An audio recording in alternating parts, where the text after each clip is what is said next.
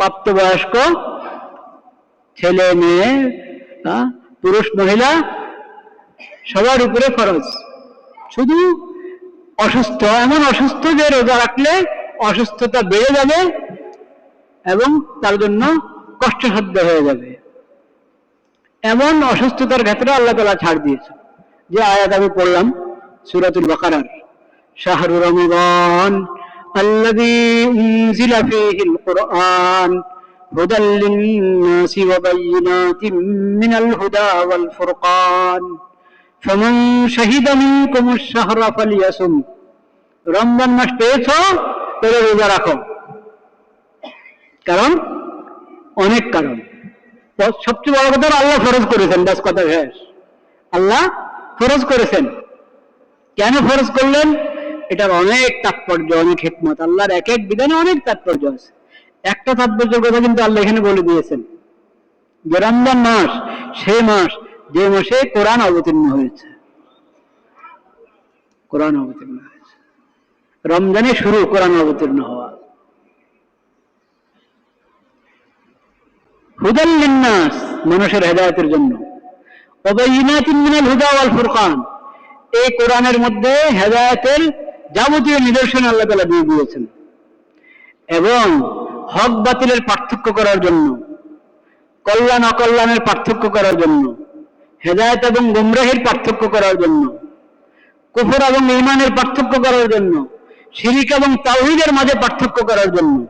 যেখানে যেখানেই পার্থক্য করার প্রয়োজন হবে যে কোন রাস্তা আমি অবলম্বন করব, কোনটা ঠিক কোনটা ভুল, কোনটাতে কল্যাণ আছে কোনটা অকল্যাণ, কোনটা হেদায়েত কোনটা গুমরাহি, পার্থক্য করার জন্য মানদণ্ড আল্লাহ দিয়ে দিয়েছেন এই কোরআনের মধ্যে। এমন কিতাব, হেদায়েতের এমন কিতাব তোমরা পেয়েছো এই মাসে। ফামান শাহিদা মিনকুমুশ শাহরা ফালিয়াসুম, কাজেই যে রমজান মাসে উপনীত হবে সে যেন রোজা রাখে। এটা কোরআনের নিয়ামতের শুকরিয়া, বলেন সুবহানাল্লাহ। আল্লাহর বড় নিয়ামত কোরআন কারীম। কোরআন না পেলে ঈমান পেতাম কোথায়? কোরআন না পেলে ইসলাম পেতাম কোথায়? আমরা কোরআন না পেলে ইসলামী শরীয়ত কোথায় পেতাম? কোরআন না পেলে হেদায়েত কোথায় পেতাম? এমন নিয়ামত, এত বড় নিয়ামত এই রমজান মাসে আমরা পেয়েছি। তো আল্লাহ বলেন এই নিয়ামতের শুকর আদায় করো। যে রমজান মাসে উপনীত হবে সে যেন রোজা রাখে। ومن كان مريضا أو على سفر فعدة من أيام أخر। তবে যে অসুস্থ, রমজান মাস এসেছে, রমজান মাস পেয়েছে সে, কিন্তু অসুস্থ, হালকা অসুস্থ না, একটু ঠান্ডা লেগেছে, একটু মাথা ব্যথা, একটু পেট ব্যথা, আর কত রোগ তো আছে। এটা ওই রোগ নিয়ে মানুষ সুন্দর জিন্দগি ভর চলতে থাকে। ডায়াবেটিস, প্রেশার, আছে না, ব্যথা, এগুলো তো জীবনের সঙ্গী, অনেকের ক্ষেত্রে এটা জীবনের সঙ্গী হয়ে আছে। এসব অসুস্থতার কারণে রোজা বাদ দেওয়ার কথা না। যেটা এমন অসুস্থতা যে কারণে রোজা রাখলে তার অসুস্থতা বেড়ে যাবে এবং সুস্থ হওয়া দীর্ঘায়িত হবে এবং তার জন্য এটা কষ্টসাধ্য, এমন অসুস্থতা, এটা ইমানদারির সাথে ফয়সালা করতে হবে। যে ডাক্তার নিজে রোজা রাখে না, সেই ডাক্তার তো আপনাকে আগে বলে দিবে রোজা রাখবেন না। নিজে ইমানদারির সাথে ফয়সালা করেন, ডাক্তারের পরামর্শ নেন, তবে নিজে রোজা রাখে এমন ডাক্তার, নামাজি এবং রোজা রাখে এমন ডাক্তারের পরামর্শ নেন, আপত্তি নেই। তো আল্লাহ রাব্বুল আলামিন ছাড় দিলেন যে অসুস্থ হও বা সফরে আসো। সফর, এই জামানাতে সফর সহজ, তার সফর এর ব্যাপারে আল্লাহ তাআলা ছাড় দিয়ে দিয়েছেন। যে সময় কোরআন অবতীর্ণ হয়েছে তখনের সফর কঠিন ছিল এই জামানার তুলনায়, কিন্তু এই জামানাও সফরের হালাত আর যখন আমি নিজের জায়গায় অবস্থান করছি দুটা পার্থক্য আছে। আছে কি নেই? এখনো আছে। না থাকুক, যদি পার্থক্য নাও থাকে, বিধান আল্লাহ তাআলা দিয়ে দিয়েছেন সফরে আসো। সফররত অবস্থায় ছাড়, যে রোজা এখন না রেখে পরে কাজা করবা। অসুস্থতার হালাতে ছাড়, অসুস্থতার হালাতে রাখলা না, পরে কাজা করবো। ফাইদ্দাতুম মিন আইয়ামিন উখর, যে কয়দিনের রাখা হলো না এই কয়দিন পরে কাজা করে নিবা। প্রথম সুযোগে কাজা করা উচিত।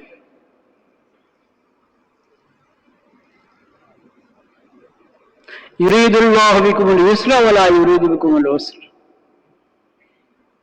আল্লাহ তাআলা তোমাদের জন্য সহজতা চান। এই যে ছাড় দিয়ে দিলেন অসুস্থতার কারণে, এখন না রেখে পরে কাজা করলে চলবে। সফরের কারণে এখন সফরের হালাতে আছো, তো এখন যদি তোমার চাও যে এখন রাখবে না পরে পুরা করবা, ছাড় আছে। ইউরিদুল্লাহু বিকুমুল ইউসরা ওয়া লা ইউরিদু বিকুমুল উসর। কিন্তু কিনা মাঝখানে আয়াত আছে তো আরেকটা,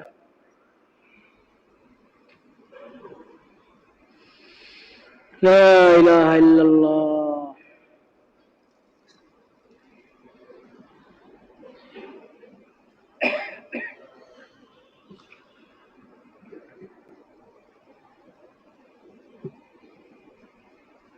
বলে চুপ করে কোথায়?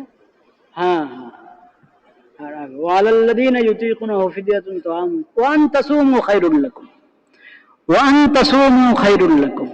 এর আগে আগের পৃষ্ঠায় ওয়া আন তাসুমু খায়রুল লাকুম।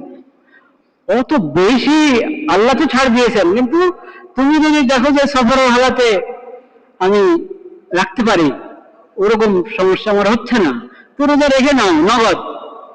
কারণ পরে কাজা করলে রমজানে রাখার যে সওয়াব সেটা তো আর পাবে না, সেই ফায়দাটা তো আর পাবে না। এখন নগদ রাখতে পারলে ভালো, কিন্তু ছাড় আছে, পরে কাজা করে নিবা।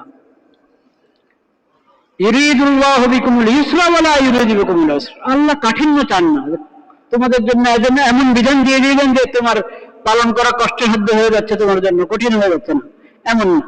আল্লাহ তাআলা চান যে এমন বিধান দিবেন তোমাদের জন্য যেটা পালন করা তোমাদের জন্য সহজ হয়।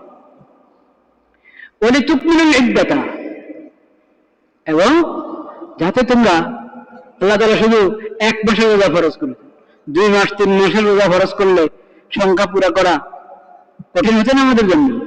ওয়ালিতুকমিলুল ইদ্দা, যাতে তোমরা পুরো করে ফেলতে পারো। 1 মাসের রোজা ফরজ করে দেওয়া হয়েছে 29 বা 30, এটা যেন পুরো করতে পারো তোমরা।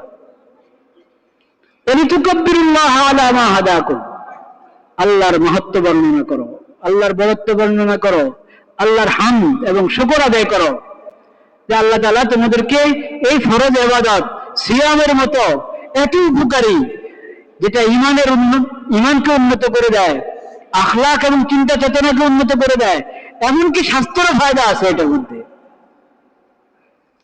কত ফায়দা আমরা কতটুকু জানি, কতটুকু বুঝি।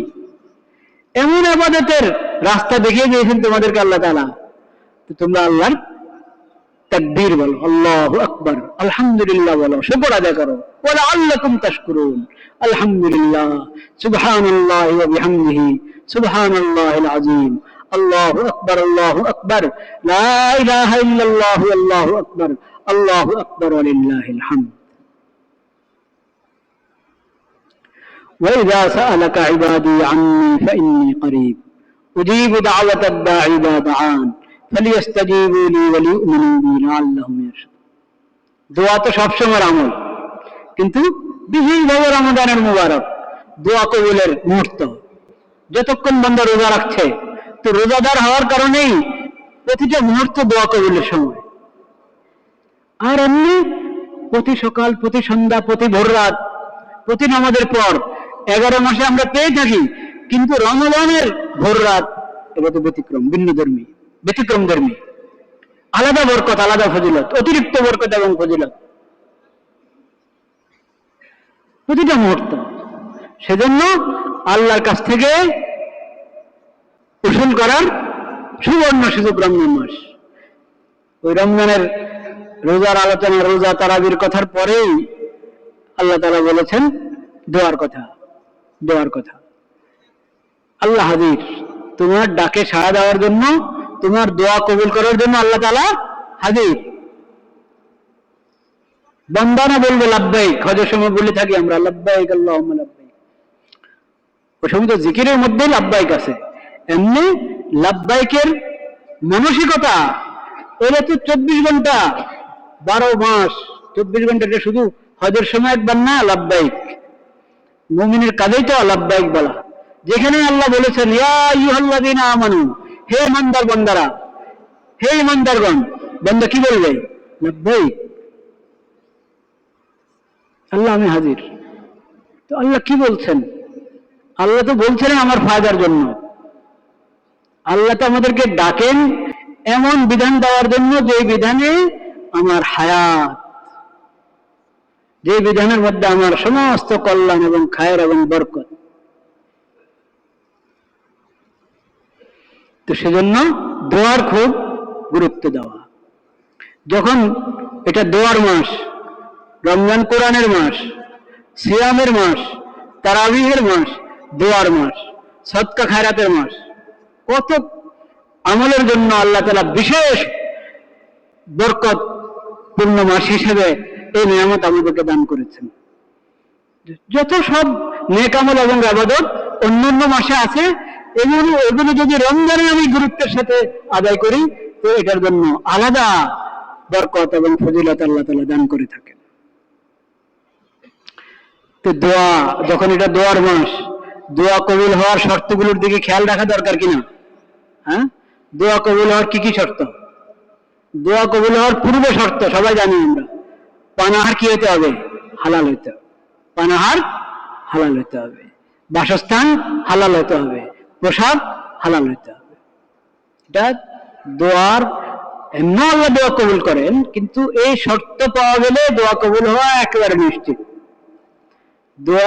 দোয়া কবুল হওয়া নিশ্চিত হওয়ার জন্য এই শর্তগুলো আছে। আল্লাহ রাব্বুল আলামিন ওইভাবে রমাদানের প্রস্তুতি গ্রহণ করার আমাদেরকে তৌফিক দান করেন।